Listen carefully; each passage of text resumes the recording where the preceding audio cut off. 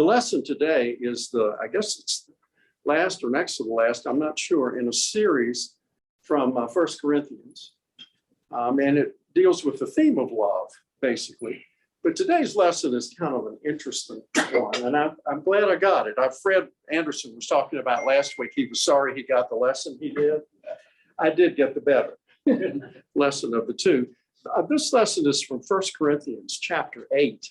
And when you hear what it's about, it's kind of like, oh, yeah, that's going to be real exciting. You know, it's the question of whether Christians should eat food that has been sacrificed to idols. Now, I mean, that'll just get your blood pressure just up and running when you hear that. But let me start somewhere slightly different today. I came up with 3 universal truths that I think grow out of 1 Corinthians chapter 8. 3 universal truths form the basis of this lesson. Here's universal truth number 1 that I came up with. We all think that our views are the right views. We all think our opinion is the correct opinion. And if everybody else would just be reasonable, they think like we do. They would hold the same opinion, the same position, the same perspective. That's just human nature. We all think that we have the right view, and if everybody else just needs to grow up or get some good sense. Second universal truth is, and I'm sad to say this is true, we do live in a divisive, polarized environment. Our politics are that way, our social media is that way, and exacerbates it, I think. We are at a point where we really can't talk about much of anything with each other without getting in a fuss. So sometimes it's better just not to talk because you know it's not going to end well. So we are a polarized bunch. So number 1, we all think we've got the right view. Number 2, we are in a polarized environment these days. And my third universal truth, this is actually a quote from Daniel Glazer's sermon from last Sunday, because I thought it was just the coolest thing. And it brings it right down to the local level. Daniel said, and I'm being sort of liberal in my quoting of it. Daniel said in his sermon, if you think River Road Church Baptist is full of people who have it all together and have it all figured out, I invite you to get to know us a little better before you draw that conclusion. I thought that was really good. You know, you think this church is full of people who got it all together. You just don't know us that well yet. So that's universal truth number 3, I think. And it's not just River Road. It's that any church group, we don't all have it all together on everything all the time.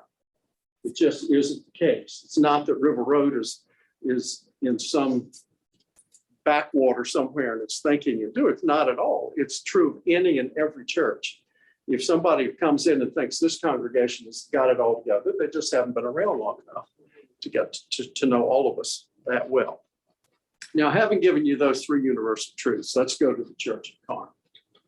The church in Corinth had a lot of internal difficulties. We know that. The background is, if you read 1 Corinthians, Paul's first letter to the Corinthians, you will see that church was just rife with issues. It was I would call it a spiritually immature church for the most part. They just had a lot of stuff going on. They acted like a bunch of teenagers, spiritually, and they just hadn't gotten themselves together yet. The issue that Paul deals with in chapter 8 of this letter is, and I've already said that, is it okay for a Christian to eat meat that has been offered as a sacrifice to a pagan idol or pagan deity? Is it okay to do that? That's what they were discussing and cussing about in the church at Corinth, whether that was okay to do, to eat that meat. Now, let me just run to the short answer. The short answer that Paul gives is, yes, it's fine. It's perfectly all right to eat that meat. It's no big deal. Just go on and eat it, okay?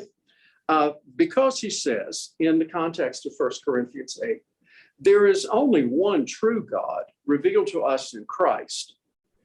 And the food that is offered in pagan temples is not offered to a real God. So it doesn't matter.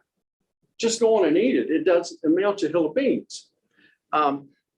This meat is sold in a local market. It's just meat. It may have been cooked in a pagan temple and then put out on the local market for consumption, but you don't know whether it was or not. And it doesn't matter. Just go on and buy it and eat it. It's just meat, and it is not tainted with pagan cooties. It doesn't have any pagan cooties on it. So you don't have to worry about that. Now, and in 1 Corinthians 8:8, Paul says, and I quote, "We are no worse off if we do not eat, and no better off if we do." That's how much Paul thinks about this topic. You're no worse off if you don't eat it, and you're no better off if you do. So don't worry about it. The real problem in the church at Corinth that Paul talks about has nothing to do with meat offered to idols. The real problem is how the good Christian folk in the first church of Corinth treat one another over points on which they do not agree. Paul says the issue is not meat offered to idols. The real issue is how you all treat each other talking about it, how you disagree, and the degree to which you disagree, and why you disagree, and how you disagree, and the attitude that you bring to your disagreements. So, Paul he goes to the real, the presenting issue. If you know anything about counseling, the presenting issue here is meat offered to idols. That's a presenting issue, but that's not the real issue. The real issue is how these people don't get along with each other because they don't know how to disagree with each other. They don't know how to handle even things that don't amount to a hill of beans. They can't talk about it. Just can't do it. So the presenting issue is not the real issue. To sum up what goes on here in 1 Corinthians 8, those whom Paul calls the weak or immature in the faith are pointing at those who eat that meat, and they are declaring that those people are wrong in doing so and committing a great sin and exhibiting a poor witness. Every time they see somebody eating that meat offered to idols, Paul says those who are weak in the faith go,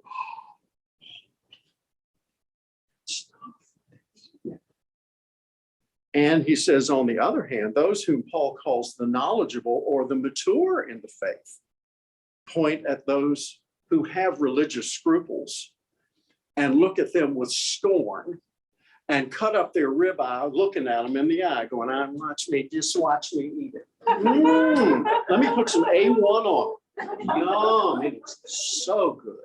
It is so good. Basically, Paul says, that's the way you all are treating each other. One side's judging the other for eating it, and the other side's judging those who don't eat it. He says, some of you are more mature in the faith. And Paul does. He makes no bones about it. He sides with those who say there's no harm in eating the meat. Calls one side weak and the other side more mature in the faith. But anyway, he says the real problem here is how you're treating each other, not the meat. So now, in addition to those three universal truths, let me offer you three principles that come out of this. This is almost like a sermon, but I'll try not to preach it. Okay. And these came out of the Sunday school material, and they're very helpful. And I did some modifications of them, but I think they did a nice job this week with the Sunday school material. Paul offers three principles for the church. Number one, love trumps knowledge. Love trumps knowledge. This is the way 1 Corinthians 8, 1 and 2 read. Paul says, now concerning food sacrificed to idols, we know that all of us possess knowledge. Knowledge puffs up, but love builds up. Anyone who claims to know something does not yet have the necessary knowledge. In other words, we're not as smart as we think we are. But anyone who loves God is known by him. So love trumps knowledge. Knowledge just puffs us up about how much we know. But Paul says what really matters is love, which is what builds us up. God builds us up. We don't go around boasting and bragging about how much we know, how smart we are in the faith. Being an arrogant know-it-all, even when you are right, is not of God. You can take that one home and quote me on it. Being an arrogant know-it-all, even when you're right, is not of God. You remember it's at the end of this letter, 1 Corinthians chapter 13, the love chapter. One of the verses there, verse 2, Paul writes, "And if I have prophetic powers and understand all mysteries and all knowledge, and if I have all faith so as to remove mountains, but do not have love, I am nothing." Paul says, put your money on love, not on knowledge. You can be absolutely right, correct, know everything, but if you can't carry it with a sense of grace, it's not worth anything. Love trumps knowledge. Here's the second universal truth for the church that Paul gives us. Freedom trumps legalism and judgmentalism. Freedom trumps legalism and judgmentalism. Paul writes in 1 Corinthians 8:4, "We know that no idol in the world really exists, and that there is no God but one. Therefore, eating the meat means nothing and is not to be judged, and not eating the meat also means nothing and is not to be judged. You're free to eat it. You're free not to eat it. What you're not free to do is to judge somebody else on what they do or don't do. You're taking your legalism, imposing it on someone else, and that ain't good. That's not a good thing to do. Your freedom trumps legalism and judgmentalism. Now, I know there's some exceptions to all this, and we'll get to all that, caveats and all this. I'm just trying to give you this is the high altitude view. Here's the third truth that Paul gives us. Regard for others trumps personal knowledge. Regard for others, trumps personal privilege. I should have said personal privilege. 1 Corinthians 8:9, Paul writes, "But take care that this liberty of yours does not somehow become a stumbling block to the weak." You are free to eat the meat, Paul says, but make sure it doesn't become a stumbling block to those who have an issue with it. Okay, so you have to think about them and how you're coming across to them too. Verse 13, Paul says, "Therefore, if food is the cause of their falling, I, Paul, will never eat meat so that I may not cause one of them to fall." Wow. So Paul says, I think it's perfectly all right for me to eat the meat. Not an issue. But if it's going to offend somebody else, in this case, it's not that big a deal. I am free to not eat it so that I don't lead someone else astray according to what offends them. Again, I know there are exceptions to this and caveats and qualifications to it, but Paul says, I am also free not to eat it so I don't cause an issue, don't cause a fuss. And in this case, it's more important to me not to cause a fuss than to eat the ribeye. Self-centeredness does not build up the family of God. Self-centeredness does not build up the family of God. Now, having given you all that, these principles and truths and all, I want to give you a personal story. It's the closest I ever came to getting in trouble with the church. And really only happened one time in 37 years, but it was not a pretty story. Years ago, I was on sabbatical at the church I was pastoring. And the former pastor of the church supplied for me one Sunday. One of those, I think I was out for 6 weeks, and he came and preached a couple of Sundays, former pastor of the congregation. And in the context of one of his sermons, he thanked the congregation for supporting him and his wife when their son came out as gay years ago. He went back, he just alluded to the fact, he said, I appreciate this congregation and how years ago you supported my wife and me in a time that was very difficult for us when our adult son came to us and came out and said that he was gay. And he just expressed thanks to the congregation for loving them and supporting them and understanding them during that, what for them. Now, this is years ago. This is a whole lot bigger deal years ago than even now. Well, I'm on sabbatical. I start getting phone calls from the staff. But you know that. Supposed to leave me alone. Church staff starts calling me and saying, you're gonna have to come back or something. He said, we got people calling us on the phone. They're in an uproar. They want to know why the gay issue is being talked about from the pulpit of the church. And what are you going to say about it? And where does this church stand on homosexuality? And he said, you just wouldn't believe all the controversy this has caused, all the chaos that's coming out of just what this former pastor innocently said in the pulpit. Did not preach on homosexuality or gay rights, just mentioned it in the context of the congregation loving him and his wife through what for them was a difficult time. But they used the G word. He used the G word, the gay word. And the church just blew up. Well, I finished my sabbatical, such as it was at that point, and came back to kind of a mess.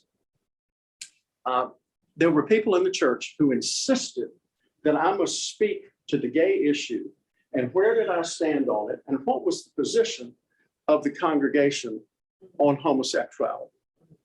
That we needed to get that straight. We needed to talk about that, and I needed to make it real clear from the pulpit where I stood on that. Now, I still don't know if I did the right thing or not. But what I did was I basically refused to take a side. I refused to either condemn or condone I listened to this man's sermon on tape. There was absolutely nothing there to condemn or condone. It was just a sermon about the love of a congregation for its former pastor. And there was nothing there. So I neither condemned nor condoned. Well, but preacher, you've got to tell us where you stand on this and what is the position of this church on homosexuality. Well, I think I took the Pauline approach. I decided that what was going to happen, no matter what I said, if I took a position, I was going to polarize about half the church. It didn't matter where I came at, what I said, I was going to offend half of the congregation, and half were going to be going, you see, that's right. And the other ones were going to be going, well, I guess we don't have any place here. Yeah. It was going to split that congregation almost down the middle. So the one sermon I preached was on all the things that we disagree about, that we agree to disagree, and we do not make them tests of fellowship. Things like women in ministry, or whether you're Democrat or Republican, who you voted for, where you stand on gun rights. All the things that we could talk about and make them tests of fellowship, like eating meat sacrificed to idols. And basically in that sermon, I said, we can make this a test of fellowship, but I'm not going to do it. To me, the fellowship of this church, its ministry and its witness and its mission is more important to me than telling you exactly how I feel about homosexuality and make half of you mad and half of you glad. I just don't see any value in that at all. Well, there was great disappointment from everybody on that. they were all fitting for a fight. They were. Another thing that happened, and I did this to try to take the pressure of the congregation down. We had a public forum that I moderated, where I said, all right, you guys want to talk about this? We're all going to talk about it in the open. I'm tired of hearing it on the telephone. I'm tired of hearing it in the parking lot. Tired of hearing the deacons meeting. Let's just all talk about it. So we had an open forum in the gymnasium of the church, and I've forgotten, there were like 300 people there, all sitting around, and anybody who wanted to speak to the issue. I said, we're going to go, however, you don't call it pro and con, but we'll go back and forth. And anybody who's got something to say, I want you to, let's say it right here. Let's say it right here. And that really took the fun out of it. I think helped diffuse the situation. So everybody had their say. And at the end, we didn't vote. It was not a business meeting. It was a forum. We did not vote on anything. We didn't register opinions. We didn't take a poll. We just said our piece And we had prayer, and I reminded everybody of all the things that we could disagree on and split the church or not. And everybody went home. And the last thing I heard about that issue was a plea from the deacon saying, Bert, thank you. Would you please don't even bring this topic up again. Just don't even, we're tired. We don't want you to preach on it. We don't want to have any more forums. We don't want to hear anything more of that. And, and maybe that wasn't the healthiest thing either. But what it did was it kind of put a lid back on a no-win topic where all it was going to accomplish, like meat offered to idols, was to fracture a congregation that had no reason to divide over that or any other issue. There just wasn't any need for it. Is it important to have some kind of view or position on homosexuality? Yes, of course it is. But do you think even in this room we would all agree? I would be very surprised if we did. I would be quite shocked. I would not dare stand here and say, how many of you are for gay rights? And how many of you? No, that's not the issue. The issue is we choose the things that are our hills to die on, and the things that we can not pretend like they don't exist, but decide that that's not something we're going to make a test of fellowship. And we have to learn to be big boys and big girls and pull on our big boy girls and big boy pants and learn how to come and coexist with people who do not think like we do, who do not have the same position that we do. Either that, or we might as well just vote and close the doors, because we're going to split the congregation in half, and there goes our ministry. There it goes, because we decided it was more important to take positions on this issue, this issue, this issue. And some churches do that, and they get away with it. That's not the way I operate. I'm sorry. It's just not the way I operate. Again, I know there's some qualifications on that, and there's some things, there are exceptions to all of that. Let me say that the church survived losing only a few families over that, and we lost them on both extremes of the issue. There were people who left the church because their pastor, me, would not take a position from the pulpit on the issue of homosexuality. And there were people who left because they saw that there were people who had a very strong anti-homosexual view, and they didn't want to be in a church that had people like that in it. So we kind of sloughed probably not more than 4 or 5 families. It still hurts, but that happened. So let me make this case in closing. Let me make a case for emotional intelligence in the church. Emotional intelligence. Emotional intelligence is where you, A, learn to understand yourself and how you come across to other people.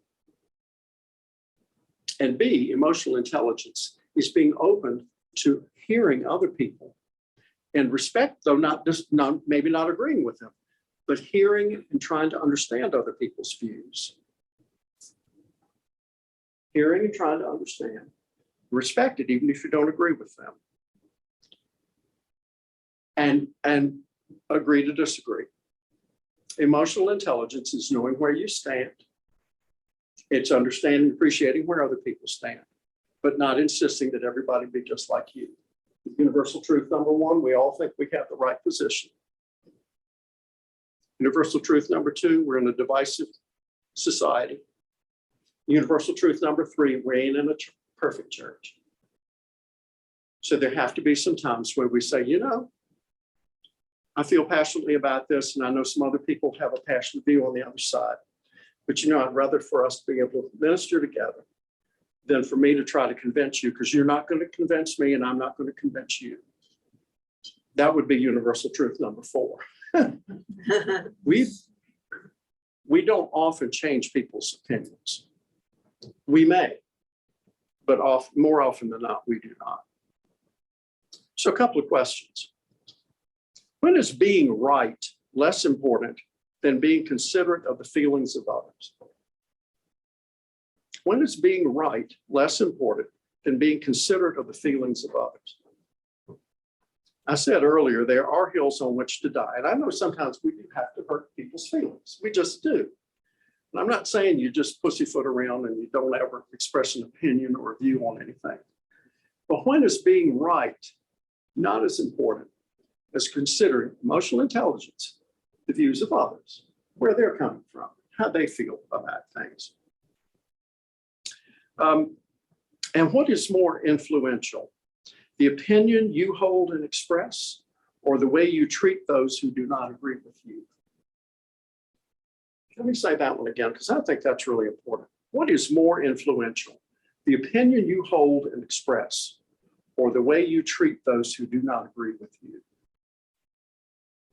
Which is really more important? I think what Paul was saying in 1 Corinthians 8 was, I don't really care what you think about meat offered to idols. Paul says, what I care about is how you treat each other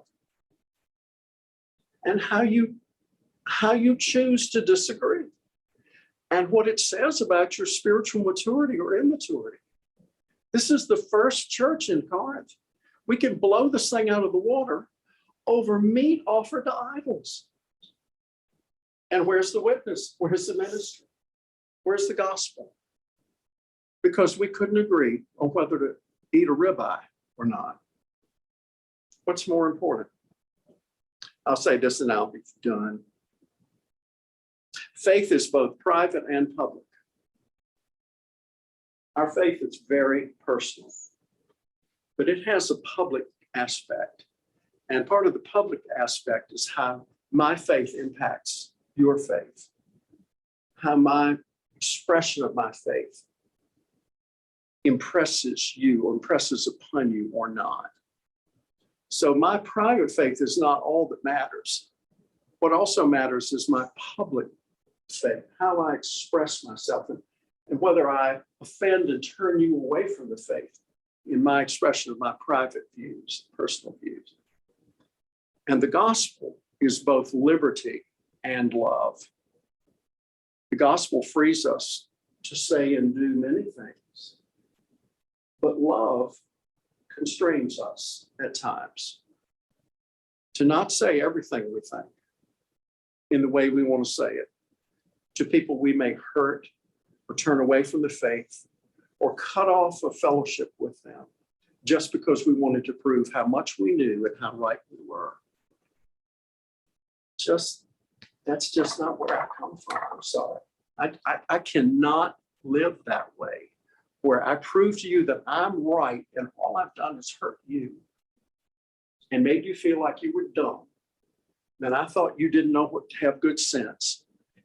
I'm smarter than you and I'm more spiritually mature than you. There is nothing gained in that. Nothing gained in that at all.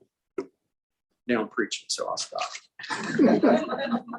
That's what I got out of Paul having a ribeye and saying I could eat one, but you know what? I'm just going to go to the salad bar instead because there's some folks here, though I don't agree with them.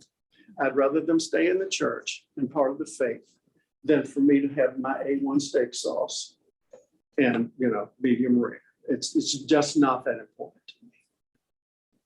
Amen. On the clock. That man's going to pray with me.